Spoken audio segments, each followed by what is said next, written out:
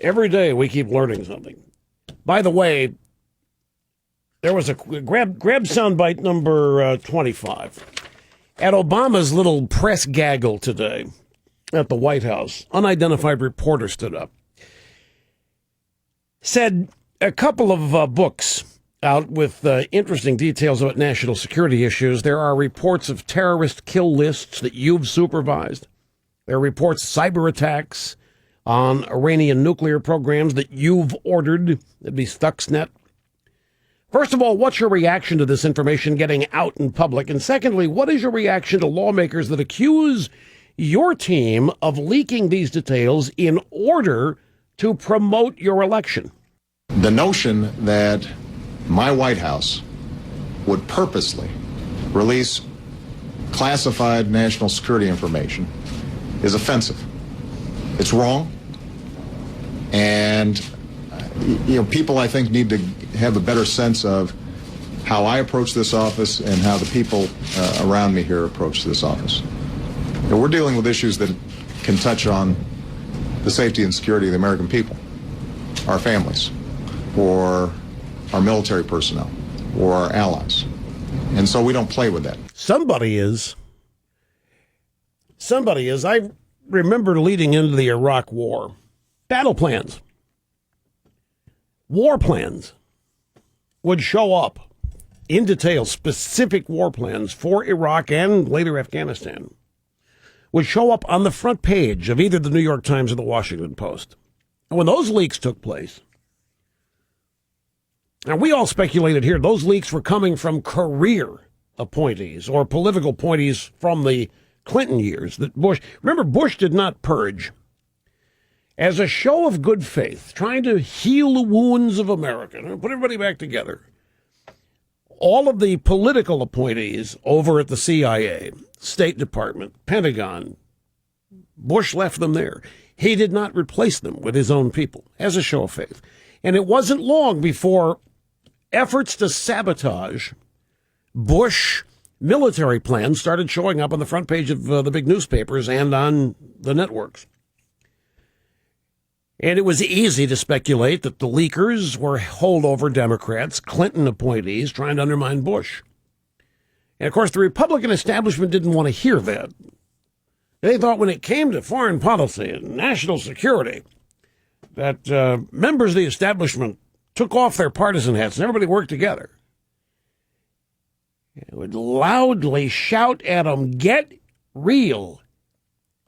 Get modern. You've got Democrats who are trying to undermine." George was shouting at Bush, "Why don't you understand they're trying to undermine you?" Probably did. Anyway, those leaks were good. The press approved of every leak that might undermine a Republican president's strategy and plans. But now we've got some really detailed links that some of the stuff on the kill list, that Obama is personally picking the targets.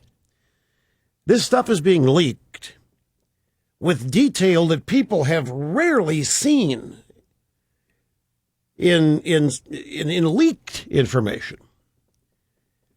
And then you have the Stuxnet, the computer virus that confounded the Iranian nuclear plan, where people admit, yep, we did it.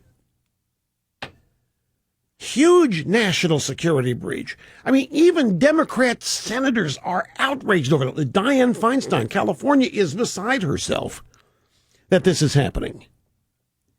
So Obama gets the question, are you doing this on purpose to help facilitate your election? Offended by that. The notion that my White House purposely released. So the New York Times, I've never seen this before. The Politico has a story. The New York Times is denying receiving leaks from Barack Obama. I have never seen anything like this before. The New York Times is getting the leaked information. The New York Times has a story. It ain't Obama feeding us. Story at the Politico's by Dylan Byers. Caught in the crosshairs of a contentious dispute between the White House and Congress. The New York Times is vowing to charge ahead with its coverage of developments in U.S. national security, denying that the newspaper is on the receiving end of a silver platter of leaks from the Obama regime. The Times managing editor, Dean Baquet, told Politico Thursday, these are some of the most significant developments in national security in a generation. We're going to keep doing these stories, but they are not coming from Obama. When's the last time a newspaper said anything about a source? So despite complaints from both Republican and Democrat senators, the New York Times is courageously vowing to continue to publish these secrets. And the reason this stuff is being leaked, they're like the Stuxnet and the kill list. This stuff is being leaked to make Obama look like a tough guy. It's to burnish his reputation. After all, he's a thin, wiry, can't even throw a baseball looking like a guy president. There's not a whole lot of masculinity there in appearance. Plus, he's a liberal Democrat. That means he's a dove. Liberal Democrat, progressive, socialist, whatever, means that in his mind, the U.S. military is the focus of evil in the modern world. But it's election time. Got to make Obama look tough. The United States, a great nation at risk in a dangerous world, and Obama's got to be made look like he's up to the task. And so this stuff is being leaked to show how tough Obama is, and how engaged he is, and how willing he is to pull the trigger on the bad guys. That's what the kill list is all about. And the New York Times is doing its duty. And we're going to keep publishing this stuff. By the way, Obama is not the guy sending us the stuff. You have to admit the New York Times is consistent. They always publish national security secrets if they will hurt a Republican president or if they will help a Democrat president. They don't play favorites. But the most preposterous thing in this political story and relating to the New York Times is that the Times is denying that they're being given these leaks by the White House. The managing editor is saying that his reporters came by the stories strenuously. Whatever that means. He's trying to say our reporters are out there, they're turning over every rock. They've got their ears to the pulse, fingers to the grindstone. Our reporters are out there. They're doing good old-fashioned shoe leather reporting. Our reporters are digging deep. Our reporters are uncovering all of these secrets. That's what strenuously means. But it's laughable. They're being fed this stuff, obviously. That's why it's leaks. Everybody knows it's leaks.